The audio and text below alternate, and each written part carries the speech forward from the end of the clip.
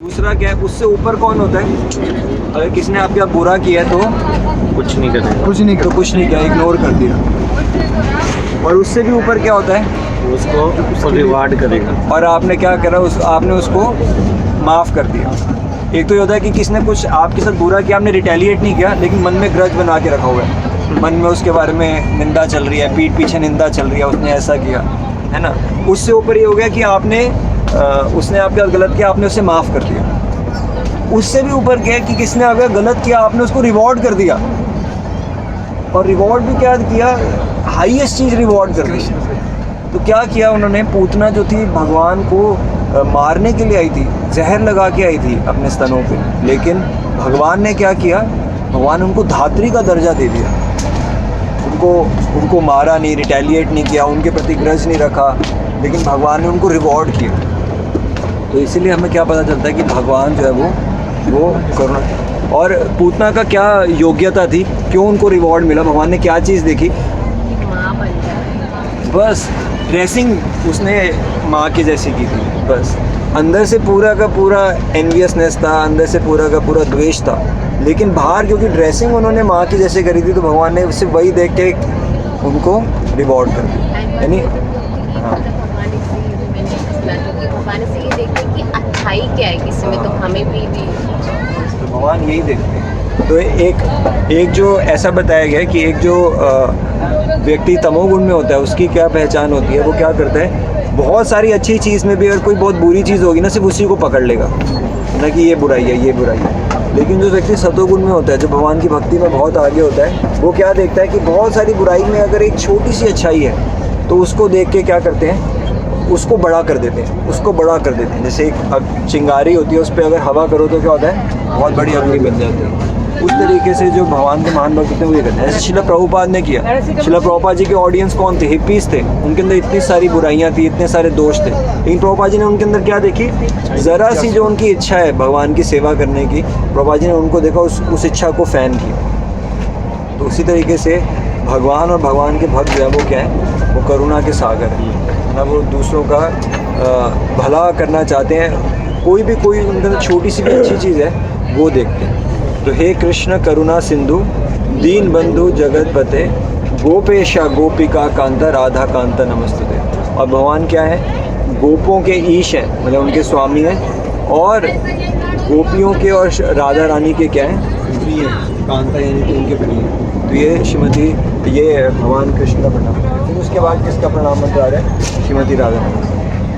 तप्त कांचन गौरांगी राधे वृंदावनेश्वरी वृषभानु सुते देवी प्रणमामि हरि प्रिय।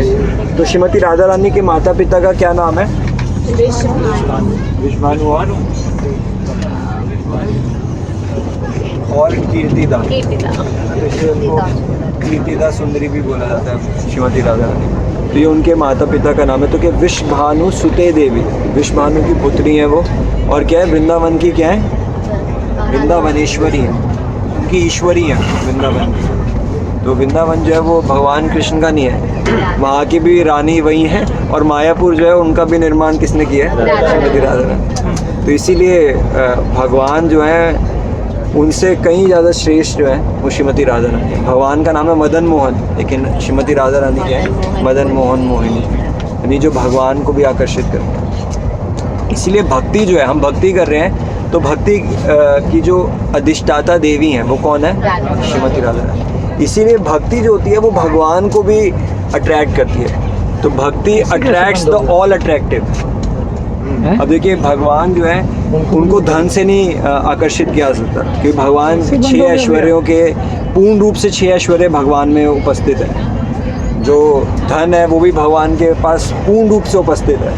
तो धन, अगमानी व्यक्ति बहुत धनी है, वो धन से थोड़ा आकर्षित होगा। जो व्यक्ति बहुत सुंदर है वो सुंदरता से थोड़ा आकर्षित होगा। तो भगवान में सुंदरता भी सबसे ज़्यादा है, धन भी सबसे ज़्यादा है, विजडम भी सबसे ज़्यादा है। तो सारे ऐश्वर्य भगवान में पूर्ण रूप से हैं। तो भगवान जो है प्रेम से ही सिर्फ आकर्षित होते हैं, भक्ति से ही आकर्षित होते हैं। तो भक्ति एक ऐसी है जो कि भगवान को भी आकर्षित करती है। तो श्री कृष्ण आकर्षणी चसा, भक्ति का एक लक्षण है कि वो भगवान को भी क्या करती है? बांध देती है। जैसे यशोदा माता ने क्या किया? भगवान को बांध दिया। तो वो जो रस्सी थी उसको क्या बोला जाता है, वास्तविकता में प्रेम की रस्सी थी जिससे भगवान बंध गए।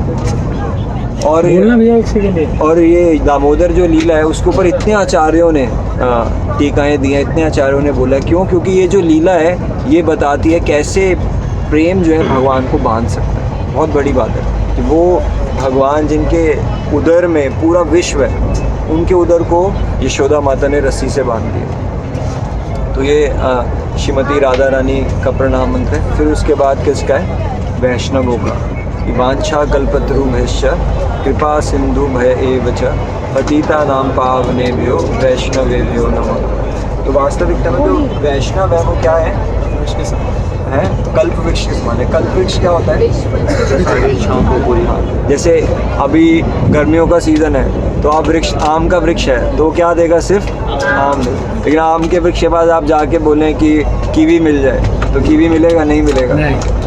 खजूर मिल जाए, नहीं मिलेगा, सिर्फ क्या मिलेगा, आम ही मिलेगा। लेकिन कल्प वृक्ष क्या है कि आप उनसे आगे जो मांगेंगे वो मिल जाएगा, ठीक है ना। तो इसीलिए वैष्णवों से और भगवान से हमें, वो कल्प वृक्ष के समान है, लेकिन हमें बहुत सावधान रहना चाहिए कि हम किस इच्छा से जा रहे हैं। हमारी सारी इच्छाएं पूरी हो सकती हैं। ये ध्रुव महाराज थे, वो किस इच्छा से गए थे, महल चाहिए था उनको अपने फादर से बड़ा। उनको ब्रह्मा जी से ही बड़ा। इसका मतलब क्या हो गया, देखिए कोई IIT के लिए तैयारी करता है, कॉम्पिटिटिव एग्जाम्स के लिए तैयारी करता है, तो क्या है कि उसमें first rank, second rank, third rank ये सब है, अब वो निर्धारित है। लेकिन ध्रुव महाराज क्या प्रार्थना कर रहे हैं कि जो भी एग्जिस्ट ही नहीं करती वो दो, मतलब कि 0 रैंक, मतलब कि जो फर्स्ट से भी ऊपर है। अब ब्रह्मा जी के लोक से ऊपर कुछ है ही नहीं पूरी सृष्टि में, तो देखिए भगवान को बनाना पड़ा। ध्रुव लोक भगवान ने बनाया, ध्रुव लोक पहले था नहीं, लेकिन ध्रुव महाराज के लिए उन्होंने बनाया। जैसे IIT के अंदर मान लो सीट्स हैं या किसी कॉम्पिटिटिव एग्जाम में, तो फर्स्ट रैंक से भी ऊपर एक रैंक बनाई ध्रुव महाराज के लिए और उनको वो रैंक दी। मतलब इतना भगवान का प्रेम था। तो भगवान के पास किसी भी इच्छा से जाया जाए तो भगवान उसे पूरा करते हैं। इसलिए बोला गया अकामो सर्व कामो व मोक्ष काम उदारदी तीव्रे न भक्ति योगे न यजेता पुरुषम पर। कि कोई व्यक्ति जिसके अंदर कोई कामना नहीं है, कोई व्यक्ति है जिसके अंदर सारी कामनाएं हैं, कोई व्यक्ति है जिसके अंदर मोक्ष की कामना है। ये तीनों तरह के व्यक्तियों को क्या करना चाहिए, तीव्रता से भगवान की भक्ति करनी चाहिए। अगर तीव्रता से भगवान की भक्ति करें तो जिसकी सारी कामना है उसकी सारी कामनाएं पूरी हो जाएंगी, जिसकी मोक्ष की कामना है उसकी मोक्ष की कामना पूरी हो जाएगी, और जिसकी कोई कामना नहीं है उसे भगवान अपना प्रेम दे देंगे। तो सारी चीज़ें पूरी होगी। तो ध्रुव महाराज को जब भगवान ने क्या किया, उनको राज्य भी दिया, लेकिन साथ साथ क्या दिया, अब देवी देवताओं को अप्रोच करने में और भगवान को अप्रोच करने में क्या अंतर है। यही अगर ध्रुव महाराज ने अप्रोच किया कि मुझे ब्रह्मा जी से भी बड़ा राज्य चाहिए, ठीक है, और उसके साथ साथ मान लीजिए और कोई व्यक्ति जिसने किसी देवी देवता को अप्रोच किया हो, कोई उदाहरण याद आ रहा है आपको, हिरण्यकशिपु ने अप्रोच किया ब्रह्मा जी को, और ब्रह्मा जी की कितने साल तक तपस्या करी, 36,000 साल तक एक पाँव पे खड़े होके, और ना कुछ खा रहे थे ना पी रहे थे, और उसके बाद चींटियाँ उनके पूरे शरीर पे आ गई थी। जब ब्रह्मा जी बाद में आए थे तो वो देख ही नहीं पा रहे थे हिरण्यकशिपु है कहाँ। तो 36,000 साल तपस्या करने के बाद उन्होंने ये वरदान मांगा कि ना मैं ज़मीन पे मरूँ, ना मैं पानी पे मरूँ, ना मैं घर के अंदर मरूँ, ना घर के बाहर मरूँ, ना अस्त्र से मरूँ, ना शस्त्र से मरूँ, ना मनुष्य से मरूँ, ना जानवर से मरूँ, ना सुबह मरूँ, ना रात में मरूँ।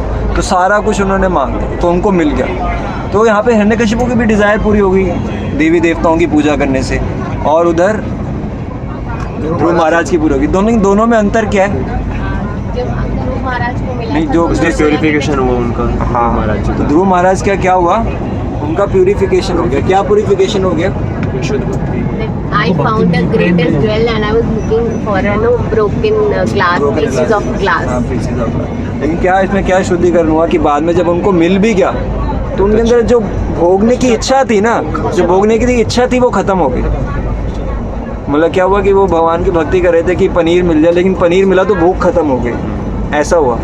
तो ये भगवान की भक्ति करने का फ़ायदा है कि अगर हम किसी भौतिक इच्छा के लिए भी कर रहे हैं तो भौतिक इच्छा भी पूरी हो जाती है, लेकिन हमारा जो शुद्धिकरण है वो भी होता है। लेकिन हिरण्यकशिपु का शुद्धिकरण नहीं हुआ, उसने ब्राह्मणों को सताने लगा और 36,000 साल की तपस्या की थी। लेकिन प्रहलाद महाराज ने, मतलब कितने साल में 36,000 तपस्या करके जो फल मिला वो कितने समय में ख़त्म हो गया, 5 साल 5 साल के अंदर बस पर वो आए वापस, तो उनकी जो पत्नी थी कयादू, उन्होंने कहा था कि जब मेरे पति आएंगे तभी मैं संतान को जन्म दूंगी।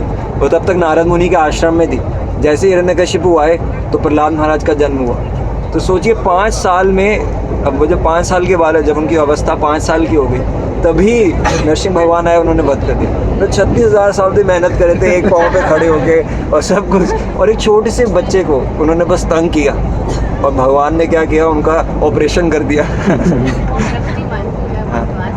महाराज को ऑल द डिजायर नहीं थी कि उनको किंगडम चाहिए, बट मतलब भगवान ने कहा कि नहीं, पहले थी ना, तो बाद में नहीं थी, तो ऑल दो उन्होंने मना भी किया था कि मुझे नहीं चाहिए, बट उन्होंने मतलब भगवान फिर भी देखते कि नहीं, पहले मांगा था वो भी पूरी की थी, तो भौतिक ही, तो वो चीज़ थोड़ा सा मुझको थोड़ा लगता है कि नो, ऑल दो वो चाहते तो नहीं थे, भगवान की सेवा ही चाहते थे, फिर ऐसे कैसे थोड़ा सा। ध्रुव महाराज को जो है भगवान ने फिर बाद में राज्य दिया। तो राज्य देने का मतलब भगवान के देने के कई कारण थे। एक तो ये है कि कोई बाद में ये ना बोले कि भगवान जो है अपने भक्तों की इच्छा पूरी नहीं करते, कि वह डिज़ायर ख़त्म करी ताकि देना ही ना पड़े। नहीं, भगवान ने उनको तब भी दिया, लेकिन भगवान ने उनको आश्वस्त किया। ध्रुव महाराज ने उसके बाद भी 36,000 साल तक राज्य भी किया। तो 36,000 साल तक राज्य करने के बाद भी जो ध्रुव महाराज हैं वो कभी भी राज्य करते हुए उनके अंदर भोगने की इच्छा या गलत भावनाएं उनके अंदर नहीं है। एसी बंद हो गया क्या, एकदम से गर्म हो गया। तो भगवान थोड़ा आगे आश्वस्त किया था कि कोई आपको दिक्कत नहीं आएगी, है ना। तो इसलिए भगवान ने उनको दिया ये दिखाने के लिए कि भगवान अपने भक्तों की इच्छा पूरी करते हैं। और दूसरा भगवान ने ये दिया कि अगर कोई भगवान की भक्ति में है तो वो भौतिक कार्यकलाप करते हुए भी कभी भी उसमें फंसता नहीं। जैसे कमल का जो पौधा है वो किस पे उगता है, कीचड़ में, लेकिन कभी भी कीचड़ से प्रभावित नहीं होता। तो ये भगवान दिखाना चाहते थे, ये शिक्षा देना चाहते थे। अगर कोई भगवान की भक्ति कर रहा है तो बड़े से बड़े मतलब भौतिक वातावरण से भी बच सकते। जैसे भीष्म देव थे, भगवान के इतने महान भक्त थे, अब उन्होंने आजीवन ब्रह्मचार्य व्रत का पालन किया। अभी हम तो मंदिर में रहते हैं तो भक्तों के संग में रहते हैं तो करना आसान है, लेकिन भीष्मदेव किसके साथ रहते थे, दुर्योधन के साथ, और ये दुशासन, धृतराष्ट्र, इन सब के साथ रहते थे। और महल में तो क्या इतनी सारी दासियाँ होती थी, इतनी सारी रानियाँ होती थी, तो उनसे आकर्षित होना स्वाभाविक था। लेकिन फिर भी भीष्मदेव जो है वो ब्रह्मचर्य का पालन कर पाए। क्यों कर पाए? क्योंकि भगवान की भक्ति में थे। इसलिए प्रहलाद महाराज के लिए का गुणगान में क्या आता है न उद्विग्न चित्त व्यसनेषु निष्प्रिया श्रुतेषु दृष्टेषु गुणेषु अवस्तुदृक् यत् प्राणेन्द्रिय शरीरधि सदा प्रशांत कामो रहिता सुरो सुरा। क्या कह रहे हैं कि प्रहलाद महाराज जो है उनका गुणगान करते हुए कह रहे हैं कि उनके ऊपर इतनी विपदाएं थी कि न उद्विग्न चित्तो व्यसनेषु निष्प्रिय। व्यसनेषु मतलब डेंजर्स, इतने सारे डेंजर्स उनके जीवन में है, लेकिन क्या हुआ, उनका चित्त कभी भी उद्विग्न नहीं हुआ। और साथ ही कह रहे हैं रहिता सुरो असुरा, जिसके लिए मैंने श्लोक बताया कि वो किसके बीच में रह रहे थे, असुरों के बीच में रह रहे थे। लेकिन असुरों के बीच में रहते हुए क्या थे, वो भगवान के भक्त। तो अभी डिवोटी एसोसिएशन में अगर मान लीजिए मायापुर में हम आए हैं तो भगवान की भक्ति कर पा रहे हैं क्योंकि इतने सारे भक्त हैं। मान लीजिए अगर आप ये आए होते अपने रिलेटिव्स के साथ, कोई मामा जी आए होते, चाचा जी, ताऊ जी और ये सब, और सब आप जानते हैं सब भगवान की भक्ति में किसी की इतनी रुचि नहीं है, तो यहाँ पे आके वो एसल वर्ल्ड ही बना देते मायापुर को, है ना। मायापुर जैसी फीलिंग थोड़ा ना रहती। तो इसीलिए, और ऐसे लोगों के बीच में कोई भक्ति कर पाए तो कितनी बड़ी बात है। भगवान से अगर भौतिक चीज़ मांगते हैं तो उसका कंक्लूजन ये होगा कि भौतिक चीज़ मांगने के बाद भौतिक चीज़ भी मिल जाती है और आसक्ति भी नहीं रहती है। डिपेंड्स प्रभु जी, व्हेन आप लिसन कि भगवान हमें वही देते हैं। भगवान जो है जब भगवान से अगर हमने कोई चीज़ मांगी है तो जैसे कि अगर मान लीजिए कोई व्यक्ति है, उसको एक बच्चा है, उसके एग्ज़ाम आने वाले हैं और वो पापा से बोलता है कि मेरे को आइसक्रीम चाहिए, हमारे लिए नवंबर का महीना, दिसंबर का महीना, तो पिताजी क्या करेंगे, मना करेंगे। फिर जिद करेगा तो खींच के चांटा मारेंगे। और फिर उसके बाद जो है तो बच्चे को क्या लगेगा कि पिताजी जो है बड़े ख़राब हैं, मेरी बात नहीं मानते। फिर वो जाएगा दुकान वाले के पास और दुकान वाले से जाके बोलेगा मुझे आइसक्रीम चाहिए। दुकान वाला ये थोड़ा ना बोलेगा तुम्हारे एग्ज़ाम आ रहे हैं, ठंड लग जाएगी, उसका तो मुनाफा हो रहा है। तो वो क्या कहेगा, ये ले लो आइसक्रीम, एक क्या दो लो, हाँ, तो वो दे देगा। तो लेकिन वो तो जो छोटा बच्चा है उसको क्या लग सकता है दुकानदार जो है वो ज़्यादा अच्छा है, पिताजी ख़राब है। लेकिन वास्तविकता में क्या है कि पिताजी उसका हित चाहते हैं। तो उसी तरीके से भगवान जो है अगर हमें कुछ नहीं भी देते तो भगवान हमारा हित देख के देंगे, जिसमें हमारा हित छुपा है। तो भगवान देंगे हमें, लेकिन उस समय पे आने पे देंगे जब हम शुद्ध हो चुके होंगे, ताकि उसमें फंसे ना। जल्दी तुरंत नहीं दे देंगे, लेकिन देंगे। मतलब ऐसा नहीं है कि अगर हमने भगवान से कोई भौतिक इच्छा करी है तो वो पूरी नहीं होगी, वो पूरी होगी, लेकिन तब होगी जब भगवान को लगेगा कि हम उसके लिए क्वालिफाइड हैं। मार्च में अप्रैल में वेस्ट खिला देंगे। हाँ, नवंबर में नहीं खिलाएंगे तो ठीक है, पहले भी और फिर कि मैंने सुना था कि जैसे बली महाराज हैं, बली महाराज के अंदर प्राइड आ गया था।